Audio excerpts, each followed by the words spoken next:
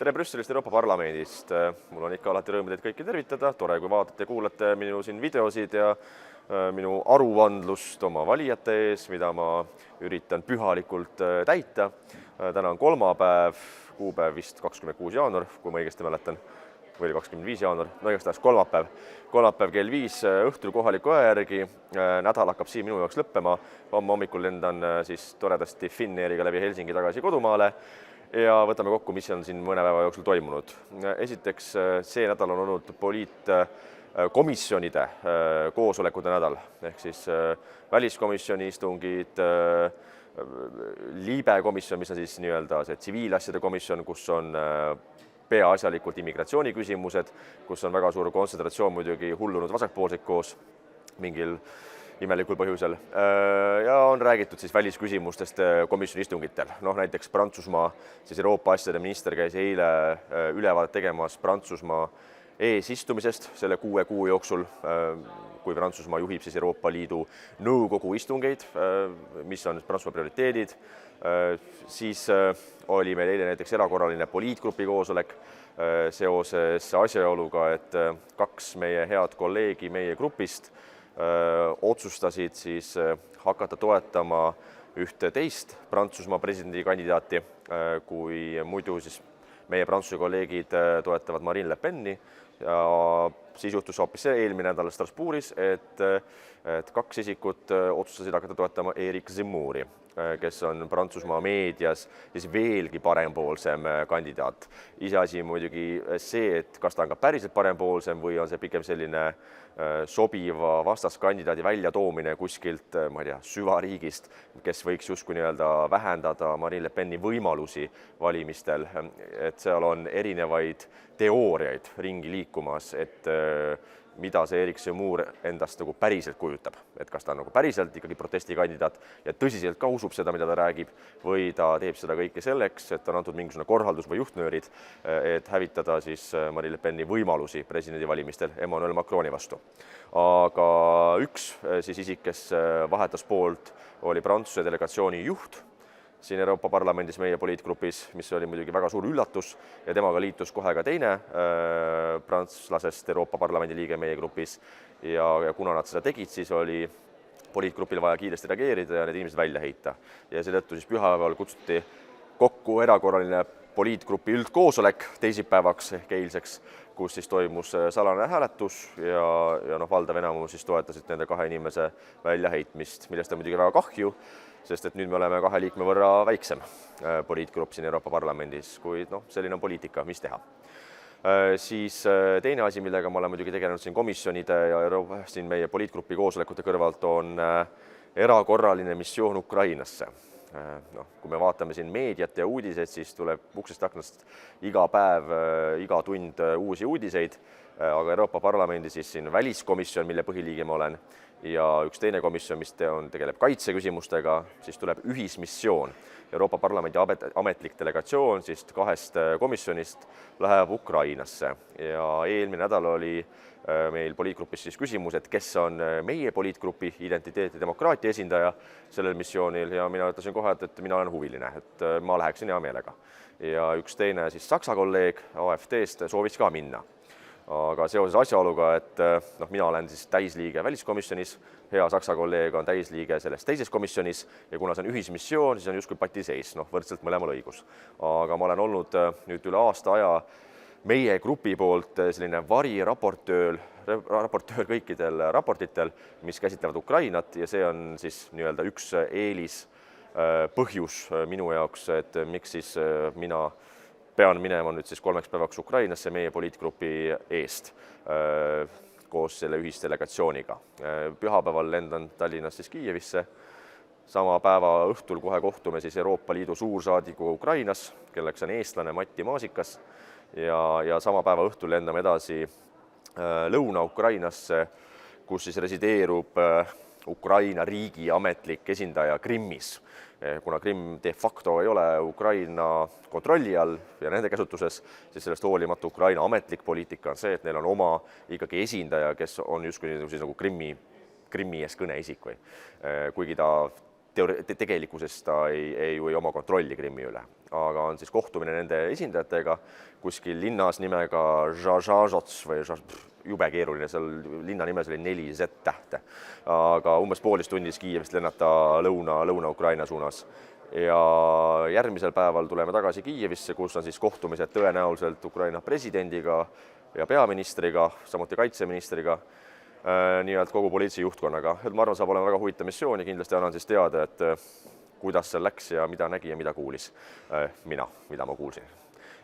Siis sellele jätkuks eile ilmus Päevalehes Delfis minu arvamuslugu, sest Päevaleht ise küsis, et kas ma saaksin kirjutada arvamusloo või oma kommentaari nägemuse sellest, et kuidas siis Saksamaa teostama välispoliitikat, kui ta keelab näiteks Eestil annetada mingit relvastust Ukrainale, kuna see on kunagi Saksamaalt pärit olnud. Olgu kohe öeldud, et ma arvan, et ei ole väga hea mõte Eestil kinkida ära relvastust, mida meil võib endal minna vaja halbadel päevadel. Aga see on omaette küsimus. Põhiküsimus täna on see, et hoopis teine riik Euroopas keelab kolmandal riigil annetada midagi neljandale riigile. Ja see on nagu probleem. Ja mis on need ajendid ja põhjused, miks seda tehakse, miks seda keelatakse. Ja siis sellel teemal, et kirjutasin arvamusloo, see ilmus eile. Kes ei ole näinud, siis minge minu sotsiaalmeedia lehtedele, Facebooki, seal on seda ka jagatud, aga kirjutasin pikka artikli, et siin umbes sisuks see, et ei ole mõtet väga üllatada, et Saksamaa ja Venemaa teevad diile. Kuulge, ma ei tea, kunagine Saksamaa kantsler Gerhard Schröder osteti venelaste poolt ära. Väga palju Saksa tipp-poliitikuid on läinud tööle Vene riigi ettevõtete nõukogudesse väga heade rahade eest. Ajalooliselt on nad alati sobinguid teinud ja nüüd, kui siis nagu kuskil eestlased nagu ärkavad hommikul üles ja mõtlevad, et siin tahetakse meid maha müüa, siis oleks üllatunud, et kas tõesti nii võib juhtuda. Nii võibki juhtuda. Et ega siis inimkond ei ole ju kuidagi intellektuaalselt väga palju arenenud.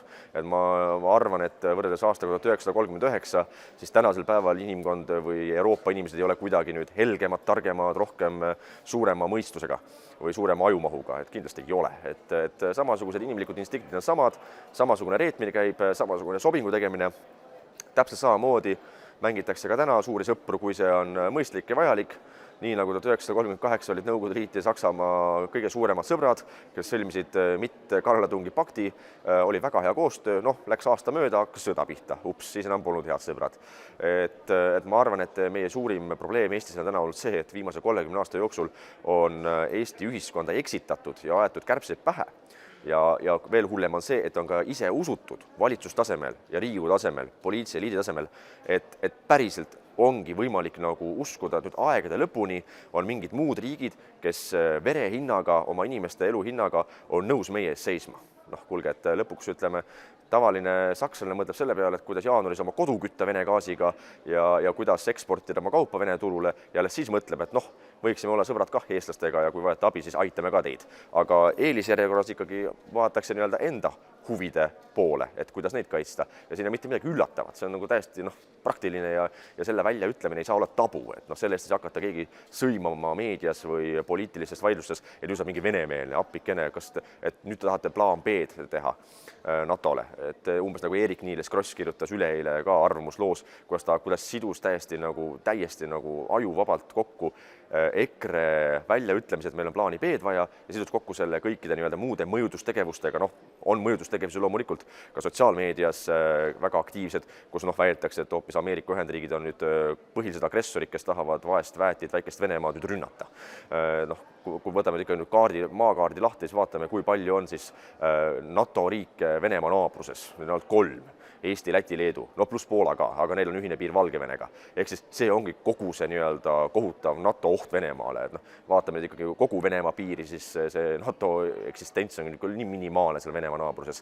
Aga on seda mõjutustegevust, kus üritatakse justkui hoopis kõik pea peale keerata, et hoopis ameeriklased on nüüd süüdi. Mis muidugi ei tähenda seda, et ameeriklased ka muidugi lollusi ei tee, eelkõige praeguse presidendi juhtimisel. Aga seda ma ka kirjutasin oma arvamusloos, et ilmselgelt üks tark ja arukas riik mõtleb alati ka halbadel päevadel, et kui üks plaan ei tööta, siis mis on järgmine plaan? Ja kui järgmisi plaane ei ole, siis põhimõtteliselt teeme kohe kollektiivse enesetapu ja ütleme, et me ei saagi mitte midagi teha. Et me polegi suudetud oma riiki ülal pidama. Ja lisaks sellele on ka väga oluline see, et mis on riigi ühiskonna kaitsetahe, motivatsioon, valmidus. Et ma ka kirjutasin oma arvamusloos, et miks me eeldame, et üks pereisa, kes peab maksma, ma ei tea, 600-700 eurot, poole oma palgast elektriarve maksmiseks, samal ajal peaminister ütleb, et aga nemad ei saa mitte midagi teha, nemad ei ole ju selles süüdi. Aga samal ajal rikastub tegelikult riik tänu aina suuremale käibemaksule, tänu suuremale võrgutasule, tänu suurematele dividendile, mida maksab Eesti Energia riigieelarvesse. Ja nüüd siis see nagu pereisa, kes muretseb selle pärast, et ta lapsed saaksid söönuks, et saaks pesu pestud, mis võtab elektrit, ei peaks vaatama kellaaega, et millal ma võin panna nüüd pesumasina tööl või millal mitte. Ja nüüd me eeldame, et ta on nõus tulema suure hurraaga kaitsma Eesti riiki ja maad, seda valitsust. No loomulikult, see on nagu moraalselt väga suur löök nendele inimestele, kui su enda peaminister on lihtsalt pehmelt öeldes nagu napakas. Ja sellega peab riik tegelema iga päev püsivalt, et tõsta inimeste kaitsetahet ja motivatsiooni liituda Kaitseliiduga, käia õppustel vahel oma perekonna töö kõrvalt, muude kohustuste kõrvalt, olla alati valmis kaitsma oma enda perekonda kõige enam ja lisaks sellele kaitsta oma, ma ei tea, koduküla, kaitsta oma linna, kaitsta oma tänavat, kaitsta oma riiki. Ja selleks peab riik pidevalt ka näitama, et riik hoolib oma inimestest. Ja lisaks sellele ka reaalselt panustama oma enda kaitsevõimekusse juhuks, kui neid häid sõpru enam mingi päev ei ole. Kui mingi päev ütlebki sakslane, et aga teate, meil on Vene gaas tunduvalt olulisem kui mingisugune Narva kaitsmine. Et me peame sellega arvestama ja selleks ei ole mõtet peita pead kuskile liiva alla ja öelda, aga meil ei ole võimekust, me ei leia 200 miljonit eurot, et tugevdada meie õhukaitsevõimekust. Me leiame selle raha, kui on poliitiline tahtmine olemas. See raha on olemas. Võtame kas või pikaajalise riigikaitse laenu, kus tänaseks intressid on miinuses, inflatsioon sööb selle laenu mõne aastaga tunduvalt väiksemaks. Küsimus on tahtmises.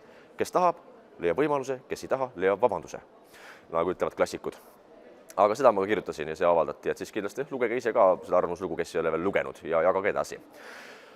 Kuid sellega ongi nädal lõppemas, nii et olid poliitkomisjonide koosolekud, poliitgrupi koosolek, siis arvamuslugude kirjutamine, Ukraina visiidi ettevalmistamine. Kindlasti see video läheb üles minu kodulehele jaakmarisja.ee, mida kindlasti külastage, läheb külas sotsiaalmeediasse, jagage siis seda kõvasti edasi. Samuti soovin südamest õnne Kaja Kallasele, et sa oled suutnud lausa aasta aega vastu pidada peaministrina, sest et ega sul väga palju seda aega vist enam seal alles jäänud ei ole. Igastahes kõik, kes näevad Kaja, siis andke tervitused edasi ja öelge, et maailmas on tunduvalt paremaid töökohti, kus ei ole vaja nii palju vastutada ja kus ei ole võimalik nii palju jama kokku keerata, mille tõttu kannatavad 10 000 inimesed. Seega, kui natukenegi südametunnistust inimesel on, siis ta võiks lihtsalt minna mujale tööle. Ma ei tea, juristiks või kui tahab teda palgata muidugi üldse. Või ükskõik kuhu, aga mitte jumala pärast peaministrina jätkata. Teile soovin ma ka kõigile ilusat talve jätku, minge suusatama, kelgutama, nautige looduses vaba aega. Ja lõpetuseks tuletan meelde, et laupäeval toimub Vargamäe rahvamatk, kus mina lähen siis ka perega matkama.